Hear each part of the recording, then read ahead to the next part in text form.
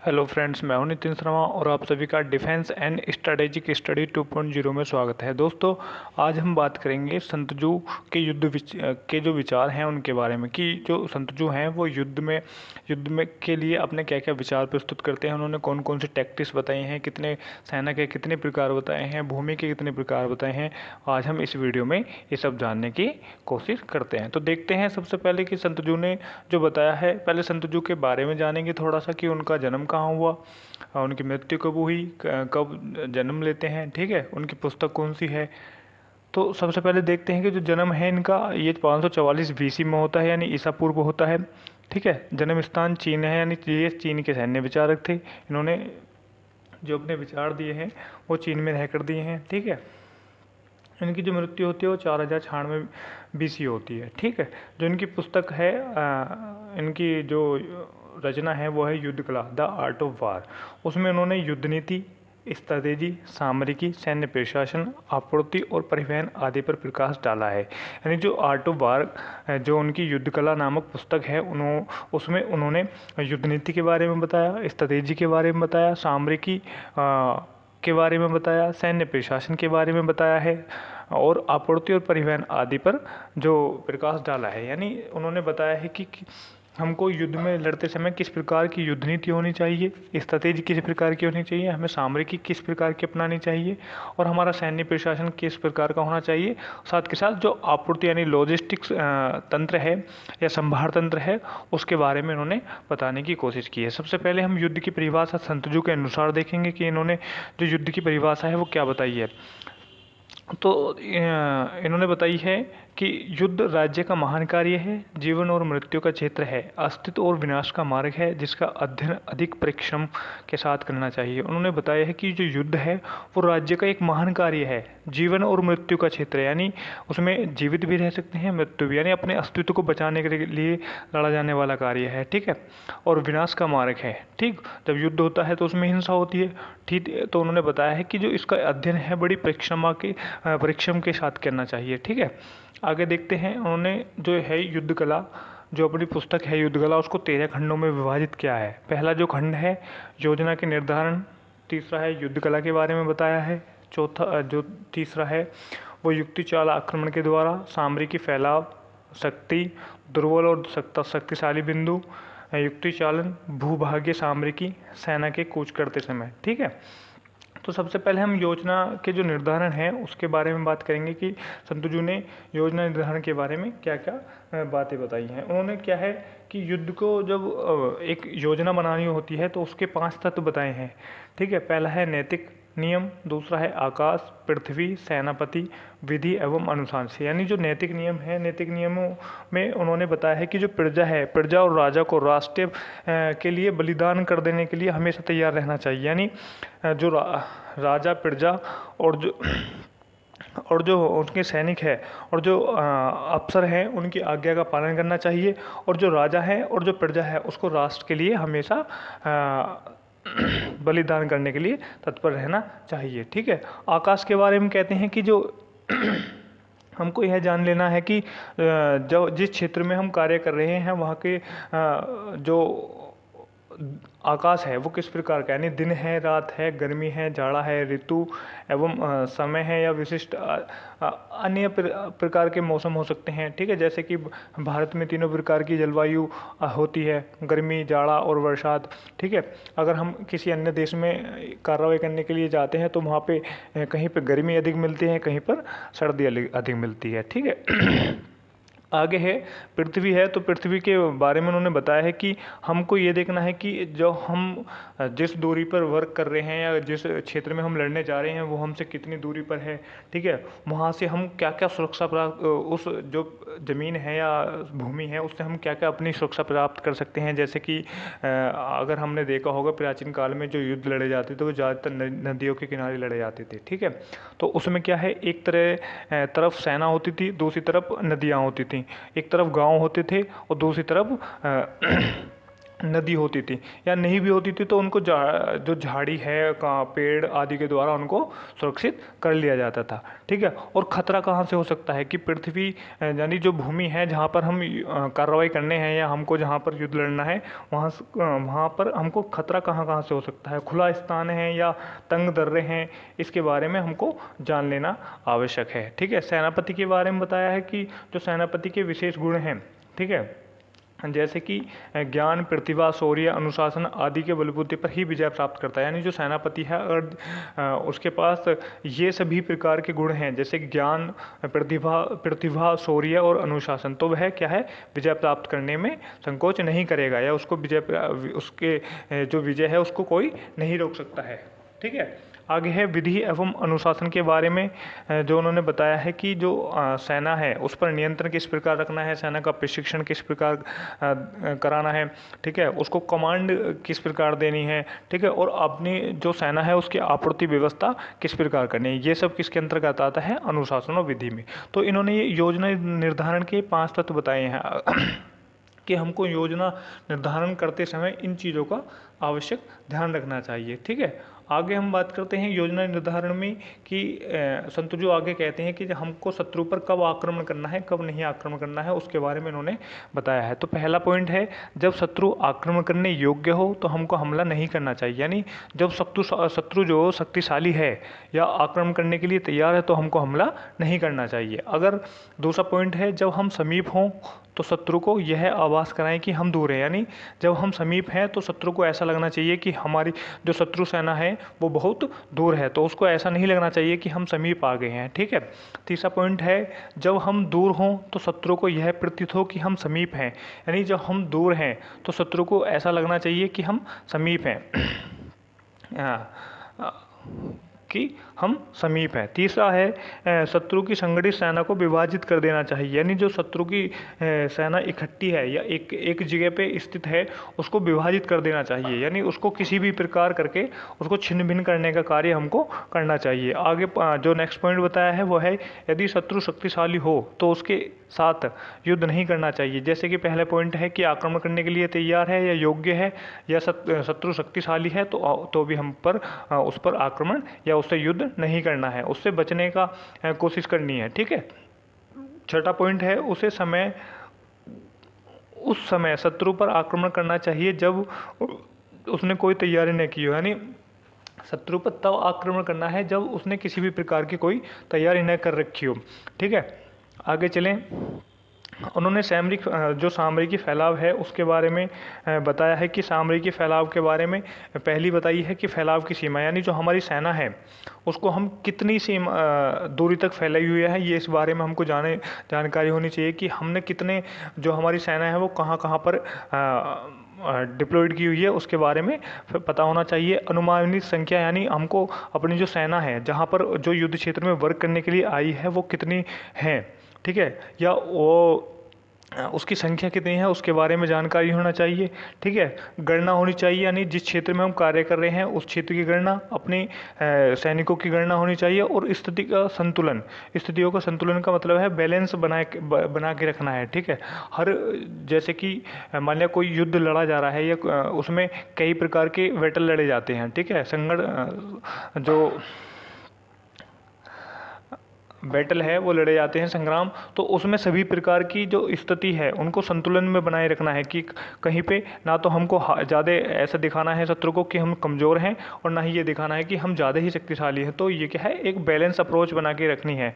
ठीक है, और आखिर में क्या है, सफलता। जब हम इन सब जो 4 चीज़ हैं इनका हम अगर ध्यान रखते हैं तो सफलता हमको ऑटोमेटिक मिल जाएगी। ठीक है, आगे हैं, संतजू ने अपने विचार प्रस्तुत किए हैं युद्ध पर।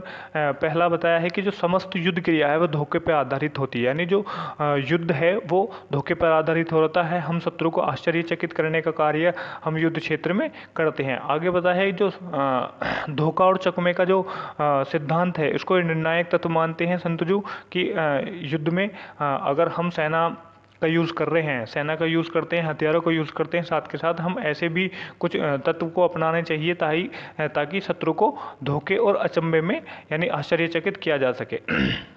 उन्होंने जो सेनापति है, सेनापति के बारे में बताया है कि जो जनता है, जो सेनापति है वो जनता का भाग्य विधाता होता है। यानी अगर सारी जो बातें होती हैं, जब युद्ध क्षेत्र में सेनापति वर्क करने के लिए जाता है तो जो सेनापति है उस पर पूरे देश का भार होता है कि वो किस प्रकार युद्ध लड़ता है, उसकी टैक्टिक्स किस प्रकार की है, स्ट्रेटेजी किस प्रकार बना के चलता है, वो युद्ध हारेगा या जीतेगा। अगर युद्ध जीतता है या हारता है तो वो क्या है, वो सेनापति के ऊपर होता है। तो वो इसलिए उन्होंने बताया है कि जो सेनापति है वो जनता का भाग्य विधाता होता है। अगर हारता है तो जनता पर उसका क्या प्रभाव होगा, और जीतता है तो उस पर उसका जनता पर क्या प्रभाव होगा। ठीक है।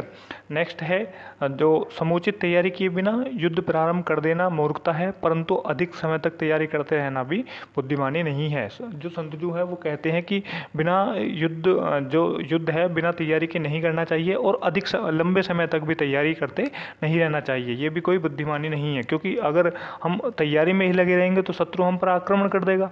ठीक है। तो आगे है, जो बताया उन्होंने, युद्ध कला का उद्देश्य शत्रु को नष्ट करना नहीं वरन उसके देश पर अधिकार करना होना चाहिए। यानी जो संतु जो है वो बताते हैं कि युद्ध करने का केवल उद्देश्य जो है वो शत्रु को नष्ट करने का होना चाहिए, ना कि मतलब शत्रु को नष्ट करने का नहीं होना चाहिए, उसके जो क्षेत्र है उस पर अधिकार करने का होना चाहिए, ताकि जो वहाँ के संसाधन हैं उनको हम प्राप्त कर सकें, जो वहाँ की सेना है उसको भी हम यूज़ में ला सकें। आगे दिया है कि यदि आप शत्रु को जानते हैं और स्वयं को जानते हैं तो आपको 100 संग्राम के परिणाम से भी किसी प्रकार का भय नहीं होना चाहिए। यदि स्वयं को जानते हैं परंतु शत्रु को नहीं जानते हैं तो विजय के साथ साथ भी पराजय मिल सकती है। ठीक है। और आगे बताया है कि यदि आप शत्रु को नहीं जानते हैं और नहीं आपको अपने आप को जानते हैं तो आपको हर युद्ध में पराजय होगी। यानी जो संतजू हैं वो कहते हैं अगर आप शत्रु को जानते हैं और स्वयं को जानते हैं तो आप 100 संग्राम भी जीत सकते हैं, उसके परिणाम में आपको कोई भय नहीं होगा। यानी जो उसका रिजल्ट आएगा उसमें आपको किसी प्रकार का डर नहीं होगा। अगर तुमने शत्रु के बारे में प्रॉपर जानकारी रखी है और अपने बारे में प्रॉपर जानकारी रखी है कि शत्रु कितना शक्तिशाली कहाँ पे है और कितना कमज़ोर है, और हम कहाँ शक्तिशाली हैं और कहाँ हम कमज़ोर हैं, तो इससे आपको कोई फर्क नहीं पड़ेगा। आपको जो परिणाम है वो जो सफलता ही मिलेगी। ठीक है। आगे वो उन्होंने जो बताया है कि यदि आप स्वयं को जानते हैं परंतु शत्रु को नहीं जानते हैं तो विजय के साथ साथ तुम्हें पराजय भी मिल सकती है। यानी अपने आप को जानने के साथ साथ शत्रु को जानना भी आवश्यक है। अगर नहीं जानते हैं तो आपको जो पराजय का सामना करना पड़ेगा। और यदि आप अपने आप को भी नहीं जानते हैं और शत्रु को भी नहीं जानते हैं तो आपको हर युद्ध में पराजय मिलेगी। ठीक है। संतजू का कहना है कि सबसे पहले अपने आप को जानो, शत्रु को जानो, उसके बाद युद्ध करने के लिए जाओ। ठीक है। उसमें आपको जितने भी संग्राम करेंगे उसमें सफलता 100% मिलने के चांस होते हैं। ठीक है। नेक्स्ट है, जिस सामरिकी को अपनाकर एक बार शत्रु सफलता मिल जाती है, यानी जब जिस सामरिकी यानी टैक्टिक्स को एक बार अपनाने पर सफलता मिल जाती है या विजय प्राप्त कर ली जाती है, युद्ध जीत लिया जाता है, तो उसको दोबारा अमल में नहीं लाना चाहिए। यानी उसको दोबारा किसी युद्ध में प्रयोग में नहीं लाना चाहिए। उससे क्या है कि शत्रु जो राष्ट्र हैं उनको उस टैक्टिक्स के बारे में पता चल जाता है। ठीक। और उसके अकॉर्डिंग वो जो शत्रु है वो उसके अकॉर्डिंग वर्क करना स्टार्ट कर देता है। तो नेक्स्ट बताया है, संतजू के अनुसार उसी सेनापति को विजय मिलती है जिसने अतिक्रमण की धूर्तता सीखी है। यही युक्ति चालन की वास्तविकता का ला है। यानी जो संतजू है वो कहते हैं कि जो सेनापति है उसी सेनापति को विजय मिलेगी जिसने युद्ध में साम दाम दंड भेद आदि की जो नीति है उसको अपनाने में किसी भी प्रकार का संकोच नहीं करता है। ठीक है। आगे है, उन्होंने भूभाग के बारे में बताया है कि भूमि कितनी प्रकार की होनी चाहिए।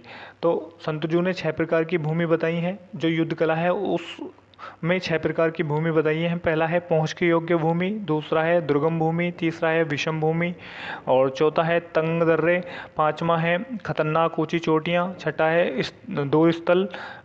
ठीक है। तो जो पहला है पहुँच के योग्य भूमि, उसमें उन्होंने बताया है यह ऐसी जगह होती है जहाँ पर दोनों तरफ से यानी सुगमता से आया जा सकता है, यानी आसानी से आया और जाया जा सकता है। ठीक है। ये सामने से उठी हुई भूमि होती है। ठीक है। दूसरा है दुर्गम भूमि। दुर्गम भूमि के बारे में बताया है कि है इस प्रकार की भूमि है कि कोई भी किसी भी पक्ष को इसमें लाभ प्राप्त नहीं होता है। अगर मान लिया कोई भी पक्ष है यानी शत्रु पक्ष है और हमारा पक्ष है, तो उसमें हमको नहीं तो हमको ही लाभ होगा और ना ही शत्रु को लाभ होगा। ठीक है। आगे बताया है विषम भूमि, यह एक ऐसी भूमि होती है जहाँ से हटा तो जा सकता है लेकिन उस पर दोबारा अधिकार नहीं किया जा सकता। जैसे कि पहाड़ियाँ होती हैं, पहाड़ियों पर अगर हम एक बार आ गए तो उस पर अगर शत्रु पहुँच जाता है तो उस पर हम दोबारा अधिकार करने में इतने सक्षम नहीं होते हैं। उसके लिए हमको बहुत सारी मशक्क़तों का सामना या समस्याओं का सामना करना पड़ सकता है। ठीक है। आगे है तंग दर्रे, तो ये है कि इन स्थानों पर अधिकार कर लेना एवं मोर्चेबंदी तैयार करने के लिए के बाद शत्रु के आने की प्रतीक्षा करो। यानी जब हम तंग दर्रों पर आ जाते हैं तो वहाँ पर छुप जाओ। ठीक है। तंग दर्रों में जो तंग दर्रे होते हैं वो ऐसे होते हैं कि जो पहाड़ों के बीच में जगह बना ली जाती है आने जाने के लिए। ठीक है।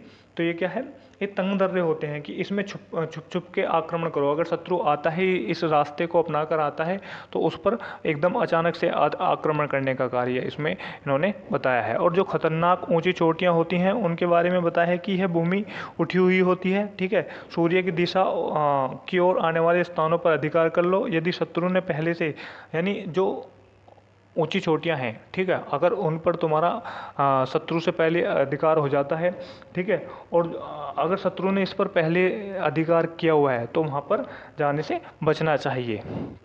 ठीक है। और जो दूरस्थ स्थल है, उन्होंने बताया है कि यदि तुम्हारा मोर्चा शत्रु से बहुत दूर है, ठीक है, तुम दोनों की सैन्य शक्ति लगभग समान है, तो युद्ध के लिए पहल मत करो क्योंकि यह लाभप्रद नहीं है। यानी उन्होंने बताया है कि अगर दूरस्थ स्थल है तो, और जो शत्रु मोर्चों से काफ़ी दूर है, ठीक है, तो और दोनों की शक्ति बराबर है तो उस पर आक्रमण नहीं करना चाहिए, हमको पहल नहीं करनी चाहिए, उससे बचना चाहिए। ठीक है। नेक्स्ट बताया है कि जो सेनापति है वो राज्य का हीरा कहा जाता है। यानी जो सेनापति है उसके हाथ में ही हार और जीत का, जो युद्ध के हार और जीत का जो भूमिका होती है वो संतजू के ऊपर, सेनापति के ऊपर होती है। ठीक है। आगे उन्होंने बताए हैं गुप्तचर के बारे में बताया है कि गुप्तचर कितने प्रकार के होते हैं। ठीक है। उन्होंने 5 प्रकार के गुप्तचर बताए हैं, जैसे कि स्थानीय गुप्तचर, अंतस्थ जासूस, ठीक है, परिवर्तित जासूस, नासवान जासूस और शत्रु के चुंगल से बचकर आने वाले जासूस। ठीक है। तो इन जो गुप्तचर हैं या जासूस हैं, इनके बारे में इन्होंने विशद वर्णन किया है। उन्होंने बताया है कि जो स्थानीय जासूस होते हैं वो एक ही स्थान पर रह के वर्क करते हैं। अंतस्थ जासूस जो होते हैं वो अन्य अन्य स्थानों पर जाकर वर्क करते हैं। ठीक है। परिवर्तित जासूस होते हैं भी मतलब अपनी जगह पर एक जगह नहीं रुकते हैं। और जो शत्रु से चुंगल से बचकर आने वाले, यानी बहुत सारे ऐसे जासूस, जैसे कि अगर माना देखा जाए कि जो रामायण में हनुमान जी हैं वह पूरा भेद जानने के बाद आते हैं, तो ये क्या है, इस प्रकार के जासूस क्या है हमारे काम आ सकते हैं। तो दोस्तों आज की वीडियो में हमने संतुजु को कवर करा। हमने जाना कि जो संतुजु की आर्ट ऑफ वार है वो कितने खंडों में विभक्त है, भूमि किस प्रकार की होनी चाहिए, उन्होंने बताया है सामरिक की किस प्रकार की होनी चाहिए, उन्होंने जासूसों को वर्णन किया है। ठीक है। अपने विचार प्रस्तुत किए। तो सामरिक के फैलाव के बारे में जाना, ठीक है, योजना निर्धारण के बारे में जाना। तो इस प्रकार की ही वीडियो हम नेक्स्ट जो वीडियो है वो क्लास बिट्स के ऊपर बनाएंगे। उसको देखने के लिए या इस प्रकार की वीडियो को देखने के लिए हमारे चैनल को सब्सक्राइब करें, वीडियो को लाइक एंड शेयर करें, ताकि आपको सभी वीडियो समय पे मिलती रहें। धन्यवाद।